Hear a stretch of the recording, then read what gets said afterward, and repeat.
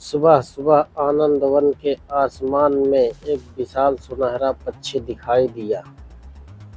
उसके पंखों की चमक से पूरा जंगल जगमगा उठा।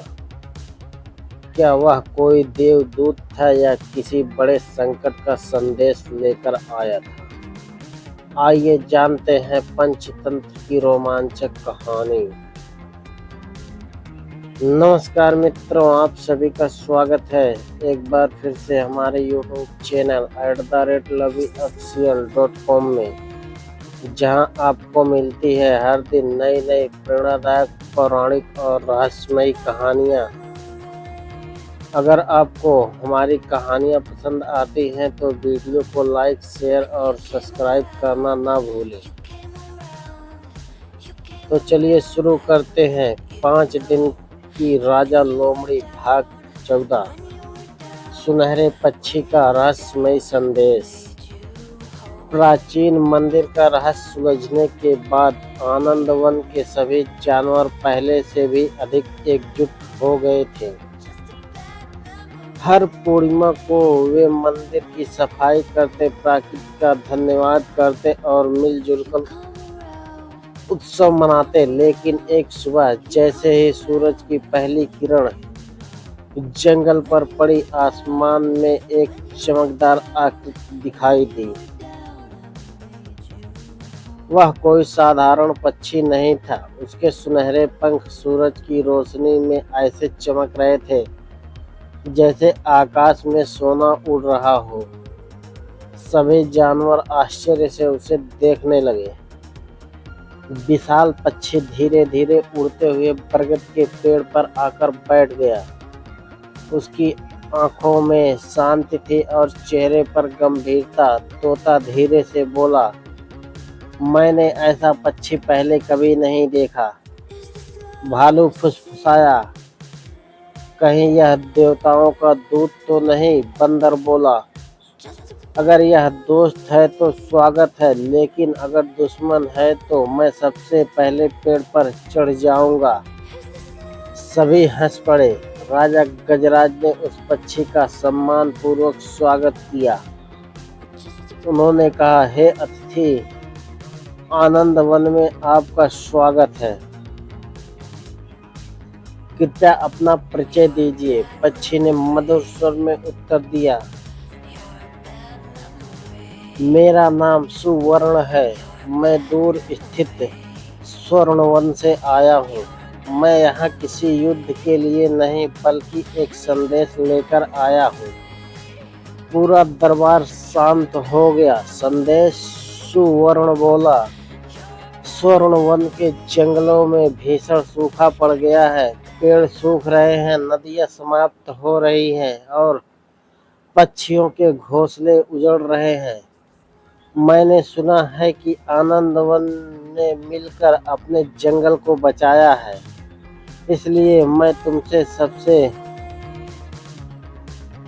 सहायता मांगने आया हूँ। सभी जानवर एक दूसरे को देखने लगे। मंत्री लोमड़ी आगे बढ़ी। वह बोली, अगर किसी जंगल पर संकट आया है तो उसकी मदद करना हमारा कर्तव्य है।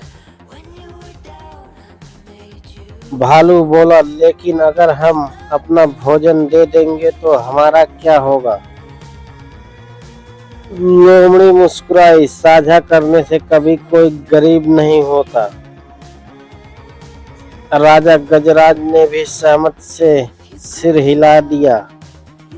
अगले ही दिन आनंदवन में एक बड़ा अभियान शुरू हुआ। हाथियों ने पानी के भरे बड़े बड़े घड़े तैयार किए। भालुओं ने शहद और फल इकट्ठा किए।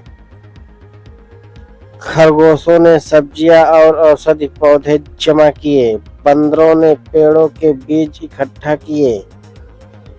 कालू भेड़िया सुरक्षा की जिम्मेदारी संभालने लगा। लोमड़ी पूरे अभियान का नेतृत्व कर रही थी। सुवर्ण के साथ एक लंबे समय पर निकले। उन्हें पहाड़ पार करने थे, घने जंगलों से गुजरना था। तेज बहती नदी को पार करना था। रास्ते में कई कठिनाइयां आई, लेकिन किसी ने हार नहीं मानी। कई दिनों की यात्रा के बाद वे स्वर्णवन पहुंचे। वहां का दृश्य देखकर सभी की आंखें भर आई। सूखे पेड़, प्यासे जानवर, टूटे हुए घोंसले, सूखी हुई नदी। सुवर्ण उदास होकर बोला, यही मेरा घर है, नई उम्मीद। राजा गजराज ने कहा, निराश मत हो, हम सब मिलकर इस जंगल को फिर से हरा भरा बनाएंगे। सभी जानवर काम में जुट गए।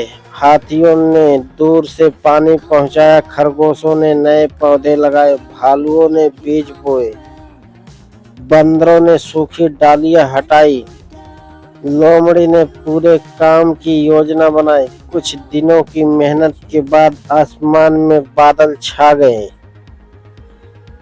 तेज बारिश शुरू हो गई। सूखी धरती फिर से महक उठी। नदी में पानी बहने लगा। पेड़ों पर नई कोपलें निकल आई। स्वर्णवन फिर से जीवित हो उठा। सुवर्ण की आंखों में खुशी के आंसू आ गए। सुवर्ण ने राजा गजराज और मंत्री लोमड़ी से कहा, तुमने सिर्फ हमारा जंगल नहीं बल्कि हमारी उम्मीद भी लौटा दी। उसने अपने एक सुनहरे पंख को उपहार के रूप में गजराज को भेंट किया और कहा, यह हमारी मित्रता का प्रतीक रहेगा। पूरा जंगल खुशी से झूम उठा।